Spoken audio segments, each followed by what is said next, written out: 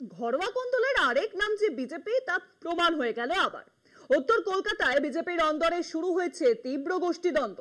এই দ্বন্দ্ব শুধুই আদি বানাম নব্য বিজেপির কিন্তু নয়। ঠিক করে বললে সুদীপ বন্দ্যোপাধ্যায়ের ঘনিষ্ঠ তৃণমূল থেকে বিজেপিতে আসা নেতারা এবং বহুদিন ধরে দল গড়ে তোলা আদি বিজেপির পুরনো কর্মীরা মুখোমুখি হয়েছে এখন।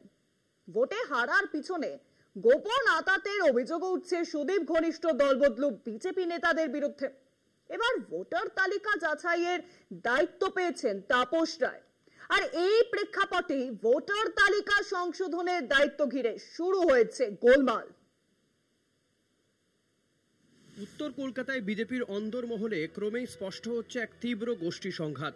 এটি সাধারণ আদি ও নব্য বিজেপির দ্বন্দ্ব নয়। এই সংঘাত মূলত বিজেপিতে আসা সুদীপ বন্দ্যোপাধ্যায়ের ঘনিষ্ঠ নেতাদের সঙ্গে বিজেপির পুরনো সাংগঠনিকভাবে নিবেদিত কর্মীদের মধ্যে। 2021 সালের বিধানসভা নির্বাচনের পর উত্তর কলকাতায় তৃণমূল থেকে বহু নেতাকর্মী বিজেপিতে যোগ দেন।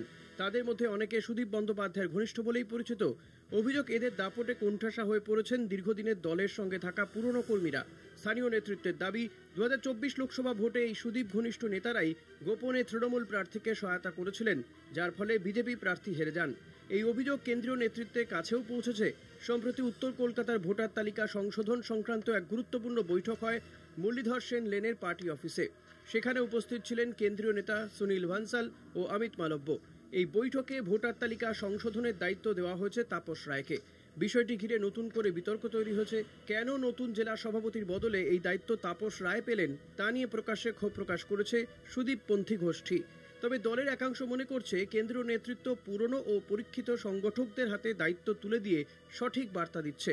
যদিও প্রশ্ন থেকেই যাচ্ছে, তাপস রায় বাস্তবে কতটা সহযোগিতা পাবেন এবং তিনি এই অন্তর্দ্বন্দ্বের পরিবেশে কতটা কার্যকর ভূমিকা নিতে পারবেন।